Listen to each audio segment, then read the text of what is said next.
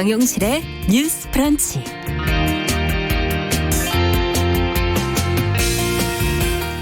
안녕하십니까. 아나운서 정용실입니다. 4월 15일 총선 D-Day가 가까워져 오면서 이 후보들의 마음이 급해지고 있다는 게 왠지 느껴집니다. 어이없고 배려 없는 갖가지 막말, 또 무리해서 만든 패러디물들이 쏟아지고 있는 걸 보면 뭐라도 한번 던져보자 하는 마음에 자책골을 지금 넣고 있는 건 아닌가 하는 그런 생각이 드는데요. 많이들 아시는 옛 유행가의 가사가 떠오르더라고요. 거친 생각과 불안한 눈빛과 그걸 지켜보는 유권자들의 마음은 과연 어떨지, 자, 후보들은 잘 헤아리지 못하고 있는 것 같습니다. 자, 방금 얘기한 노래 제목이 너를 위해라는 노래인데요. 후보들이 유권자를 위해 이젠 정말 비전을 보여줄 시간, 짧지만 아직은 남아있다고 믿고 싶습니다. 자, 4월 10일 금요일 정용실의 뉴스 브런치 시작하겠습니다.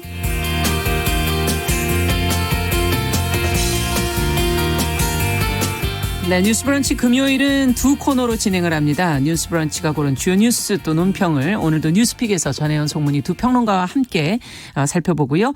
다양한 분야에서 활약을 하는 여성들을 만나보는 시간이죠. 금요 초대석. 오늘은 구순의 어머니의 삶의 마지막을 기록하고 이 노인 부양 문제, 또 좋은 이별을 어떻게 해야 하는가에 대한 생각을 책으로 써낸 권영란 작가를 좀 만나보는 시간 준비하고 있습니다. 자, 오늘도 1시간 함께해 주시고요. 생방송 영상 뉴스픽 다시 보기는 유튜브로 보시면 되고, 전체 방송을 다시 들으시려면 팟캐스트로도 들으실 수 있습니다.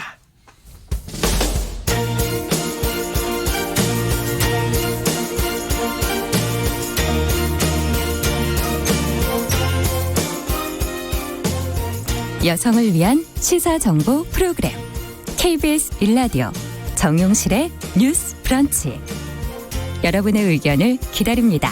샵 9730으로 문자 보내주세요. 짧은 문자 50원, 긴 문자 100원이 부과됩니다. 네, 정용실의 뉴스 브런치는 항상 여러분들과 함께 만들어가는 프로그램입니다. 문자 KBS 콩 유튜브 라이브로 계속 실시간으로 의견 주시면 되겠습니다. 벌써 최희철님, 윤서영님, 조혜숙님, 방산월님, 김경환님, 송문방님, 신승대님, 박진호님 들어와서 의견 주시고 인사해 주셨어요. 아, 이 가사를 다 알고 계시는 분들이 많으신 것 같은데요. 예. 그리고 유튜브로도 많이 들어오셨네요. 바보남자님, 미무수환님, 주세현님, 오직님, 김춘자님, 예, 이렇게 들어오셨는데요. 미무수환님께서 꽃 배달도 해주셨네요. 뉴스 브런치에 그림으로 보내주신 꽃 잘 보겠습니다. 감사합니다.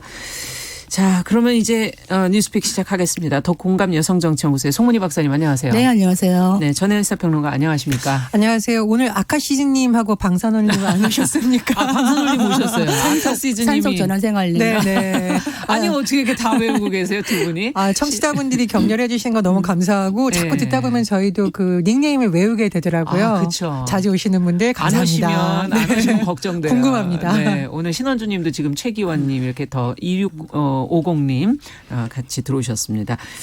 자, 오늘부터 이제 이틀간 4.15 총선의 사전투표, 저번에 얘기를 해 주셨었는데 그 사전투표가 실시가 되는데 헌정사상 가장 긴 비례대표 투표 용지가 이제 등장을 하지 않았습니까? 시각장애인 유권자들은 좀 불편하다 그래서 참정권을 침해하는 거 아니냐는 지금 지적이 나오고 있어요. 송 박사님께서 관련 내용을 좀 정리해 주시겠어요? 네. 이번에 그 비례대표 투표 용지 투표 용지가 48.1cm 꽤 길지 않습니까? 네, 포인트가 네. 뭐냐면 시각장애인 분들이 각을 잘 잡자.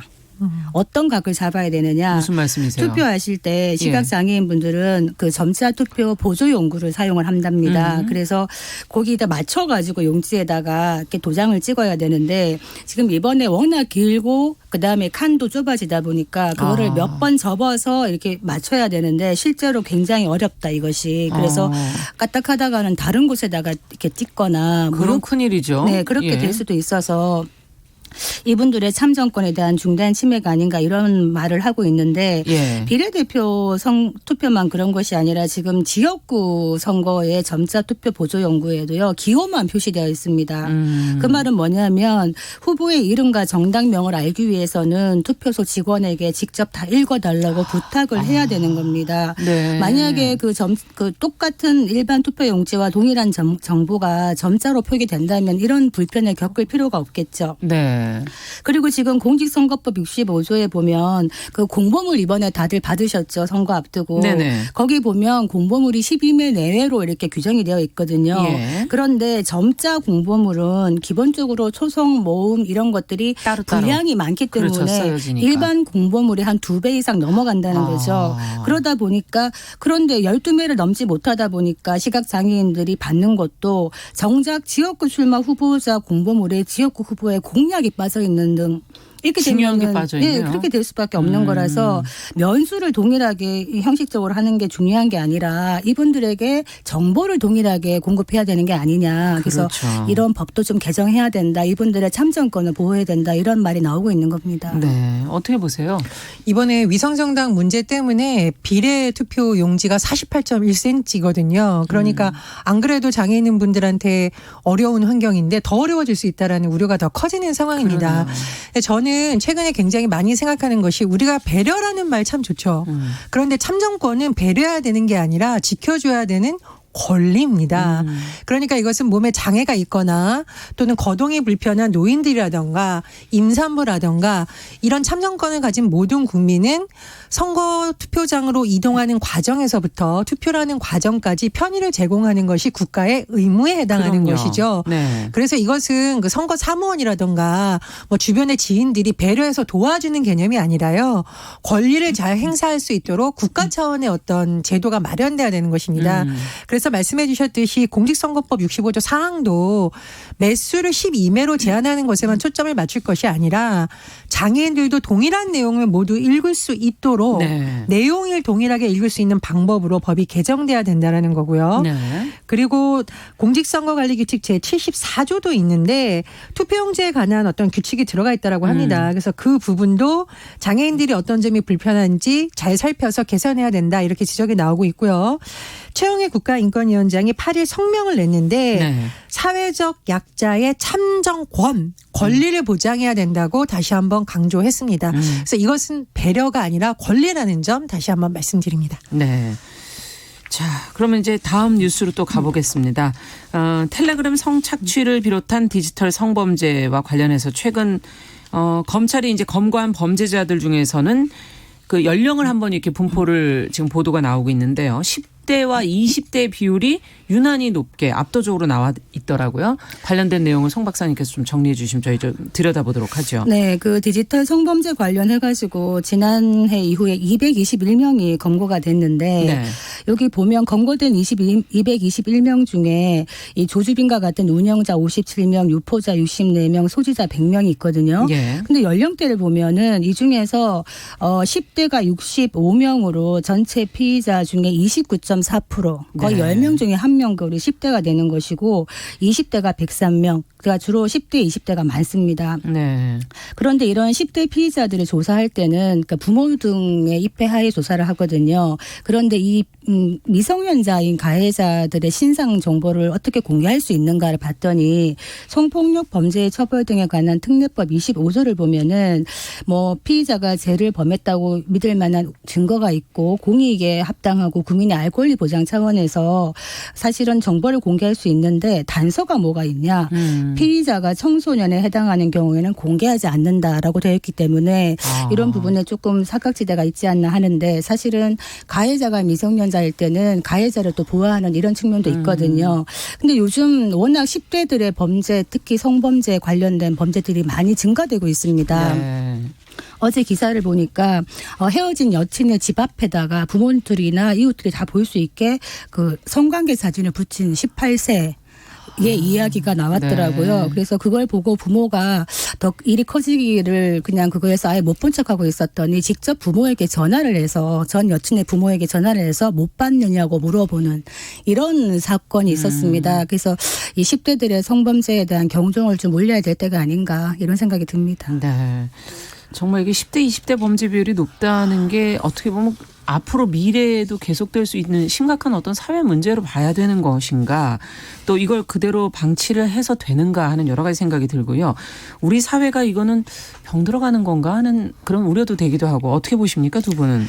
디지털 기술에 사실은 굉장히 익숙한 세대죠. 그렇죠. 지금의 뭐 60대 70대와는 또 다른 세대고, 어린아이 때부터 휴대전화를 젖병보다 더 그렇죠. 자주 다루고 자주 쉽게 또 이용할 수 있는 세대라고 합니다. 그래서 디지털 세대가 가진 장점도 많습니다. 네. 정보를 보다 뭐 잘 공유하고 쌍방향 소통도 한다는 장점이 있는데, 단점은 뭐냐면 지금 교육이나 여러 가지 방식이 기술을 편리하게 잘하는 방식에 대해서는 교육이 많이 되고 있습니다. 일부 학교에서 지금 코딩 교육하고 있거든요. 네. 그래서 어떤 학교에 보면 초등학생들이 간단한 로봇 정도는 만들 수 있다, 이런 보도도 나오고 있어요. 그런데 이 기술이 가져올 수 있는 폐해, 인권 침해 가능성이 더 큰 부분에 대해서는 우리가 심각성을 인지하지 못한다는 지적이 나오고 있거든요. 네. 우리가 디지털 성범죄할 때 그 피해가 정말 무차별적으로 확산되는 이유는 어떤 성착취물이 급속히 재생산되고 유포되고 걷잡을 수 없이 확산되는 디지털 기술의 특성이 반영됐기 때문입니다. 그래서 네. 디지털 인권교육의 필요성이 다시 한번 강조되는 것이 참 중요한 대목이라고 보고요. 제가 최근에 한 언론 보도를 봤는데, 요즘은 이 디지털 범죄가 국경이 없다. 참 이게 참 슬픈 현실인데요. 이 중학교 여학생이 SNS에서 언니라고 불릴 수 있는 한 사람을 온라인을 통해서 만났다고 해요. 근데 이 언니 하는 이 사람이 수술을 받아야 되는데 돈이 없는데 너가 그런 성 영상물을 만들어 오면 그걸로 돈을 벌어서 수술을 할 수 있을 것 같다라고 집요하게 설득을 한 겁니다. 그래서 본인의 영상물을 만들어 보냈는데 이번에는 그걸로 이제 협박을 한 거죠. 엄마도 찍어와, 여동생 것도 찍어와, 수면제를 먹이면 돼, 이런 식으로 협박을 해서 이 여중생이 시달리다 못해서 나중에 극단적인 선택을 고민하게 됐고, 이제 그제서야 부모님이 휴대전화를 보고 신고를 해서 검거됐다고 하는데요. 네. 가해자가 고2고요. 해외에 있는 학생이었다고 합니다. 그러니까 디지털 성범죄라는 것이 디지털 기술이 급속히 유포될 수 있고 국경이 없고 시간 제한도 없었다는 어떤 기술 발달의 그늘을 그대로 보여주는 거거든요.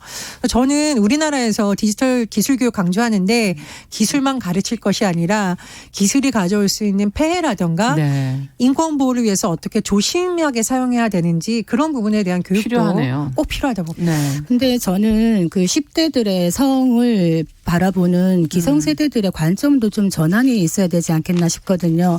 따지고 보면 10대가 사실은 가장 그 왕성할 때입니다. 모든 것들이 생체의 에너지나 리듬이나 이런 것들인데, 성에 대해서도 호기심이 가장 많아질 수밖에 없는 그런 시기가 시작되는 것인데, 성이라는 거에 대해서 뭐 부모나 기성세대들이 뭔가 이렇게 좀 숨겨야 되는 것, 드러내놓고 말하면 안 되는 것, 이런 식의 분위기가 아니라 오픈해서 같이 얘기할 수 있고 같이 교육할 수 있고, 요새 아이들이 뭐 가르쳐 주지 않아도 뭐 휴대폰이나 컴퓨터만 열면은 얼마든지 야한 동영상을 아무 때나 클릭해서 볼 수 있기 때문에 성적인 지식은 너무나 많아지는데, 중요한 거는 뭐냐면 이 성이나 이 사람의 몸, 나의 몸, 그리고 타인의 몸에 대해서 어떻게 우리가 이거를 잘 간수하고 정말 아름다운 사랑을 위해서 보관할 수 네. 있는가, 이런 것들에 대한 어떤 교육은 제대로 이루어지지 않고 있는 것 같아서요. 이런 부분 말씀드리고 싶고, 아까 그 18세 그 가해자 이야기를 했는데, 요즘 특히 젊은이들이 보면 이별에 대해서 좀 많이 힘들어하는 것 같아요.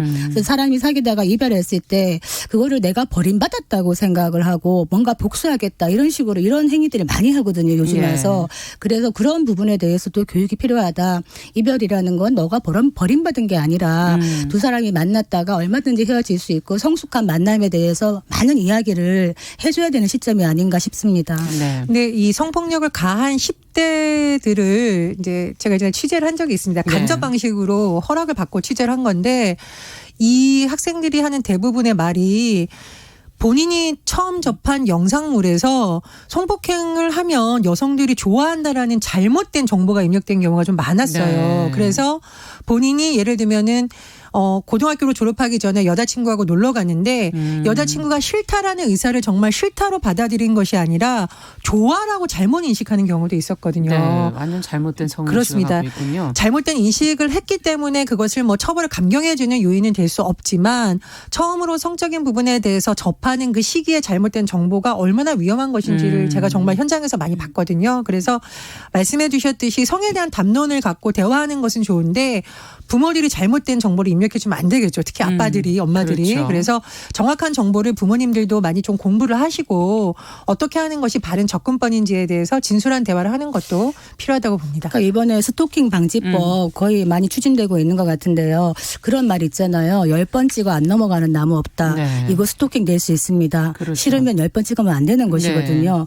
그리고 이제 이런 부분들에 대한 교육이 좀 돼야 되는데 용기 있는 자가 미인을 얻는다 이래가지고 남자들이 여자가 노하는데도 대시하는 거에 대해서 그냥 좀 긍정적인 문화로 생각하는 이런 것도 바꿔야 되는 시기가 네. 아닌가 싶습니다. 자, 성에 대한 인식, 가치관의 문제, 뭐 인권의 문제 이런 것들이 좀 교육이 좀 같이 병행돼야 되지 않을까. 말씀해 주신 스토킹 관련 부분은 저희가 어제 조금 다루기도 네. 했었고요. 자, 다음 뉴스로는 이제 코로나 얘기를 좀 해보죠. 코로나19로 지금 대구 지역에서 봉사를 해왔던 의료진, 뭐 소독업체도 있고 도시락 업체도 있고 이런 업체에게 뭐 수당과 대금을 지급하겠다라고 저희가 이제 보도를 해드렸었는데 지금 수당 대금이 지급이 되지 않고 있다 이런 보도가 지금 나왔어요. 어떻게 된 겁니까 이거? 이게 뭐 여러 가지 문제가 있는데 일단 의료진들 자원봉사를 많이 왔었는데요. 9일 기준으로 보면 2,100명 중 900명 정도 제외한 1,200명이 아직 받지 못했다고 합니다. 네. 그러니까 대구시에서 2주마다 수당을 지급할 계획이었는데 지침이 변경되면서 한 달 단위로 하는 방식으로 바뀌었다는 거예요. 네. 그런데 어쨌든 여기 가시는 분들이 굉장히 고생하고 있는데 좀 빨리 해야 되는 거 아니냐라는 지적이 자기 나오고 있는 본업을 거고요. 지금 쉬면서 그렇죠. 지금 가신 거 아니에요? 그렇습니다. 예. 그래서 또 지적이 나오고 있고 더 급한 분들 같은 경우에는 이걸 생계로 정말 급하게 하는 분들이 있는데 소독업체라든가 대형 병원에 도시락을 하는 업체인데 이런 부분들도 대금을 받지 못하다 보니 이러다가 부도가 나겠다. 빨리 달라라고 하는데 근데 소독업체 같은 경우에도 아마 이제 대구의료원에서 네. 했는데 대구의료원이 지금 굉장히 좀 어렵다고 해요. 왜냐하면 경영 수익을 낼 수 있는 부분을 할 수가 없는 상황이라는 거예요, 지금. 네. 왜냐하면 신종 코로나 환자들이 수백 명이 있다 보니 그 환자들을 돌보기에도 여력이 안 된다는 거죠. 그렇군요. 그래서 사실은 여러 가지 문제가 얽혀 있는데 이런 경우에는 사실 행정이 나서서 여러 가지 문제를 해결해 줘야 되는데 아마 대구시 공무원들이 경매에 시달리면서라는 부분은 이해가 됩니다만 그래도 생계 문제까지 거론될 정도면 조금 더 빨리 진행을 하면 좋지 않았겠냐. 그런 뭐 아쉬운 목소리가 많이 나오고 있습니다. 저희가 지원금 얘기도 더 힘들어지기 전에 빨리 지원이 돼야 되지 않느냐 하는 속도의 문제를 저희가 계속 얘기했었는데 지금 대구시가 3월에 정부에서 긴급 예산 549억 원을 지원받았다고 저희가 이제 보도를 해드렸는데 왜 제때 지금 집행이 되지 않는 건지 어떻게 해야 될까요? 이 부분을. 지금 뭐 힘든 것은 서로 이해는 하지만. 네, 지난번에 대구시장 입원한 것 저희가 방송 한번 했습니다. 뭐 시장뿐만 아니라 공무원들이 많이 힘든 건 알겠습니다만 그 못지않게 또 이런 분들도 많이 힘든데 지금 50일이 다 되어 가는데 우리가 왜 코로나19가 전시다 이런 얘기 하는데요. 전시 상황에서 뭐가 중요하냐면 보급품 지원이 필요합니다. 식량이나 무기 같은 것. 그래서 아까 말한 의료진이라든가 소독 방역업체라든가 도시락 업체들은 빨리 대금을 주셔야지 이분들도 생계가 돌아가는 것 아니에요. 근데 이게 아직까지 미뤄지고 있다. 이거를 뭐 국민 성금으로 준다고 했다가 국비로 준다고 했다가 이런 식으로 계속 혼선이 빚고 있는 것은 일종의 무능 내지는 무책임으로밖에 볼 수가 없다. 저는 그렇게 보여집니다. 네. 자, 빨리 지급되길 저희도 관련 뉴스 계속 좀 챙겨서 알려드리도록 하겠습니다. 정용실의 뉴스 브런치 도공감 여성정치연구소의 송문희 박사 또 전혜연 시사평론가와 함께 뉴스픽 진행하고 있습니다. 사이로 총선을 바라보는 오늘의 시선.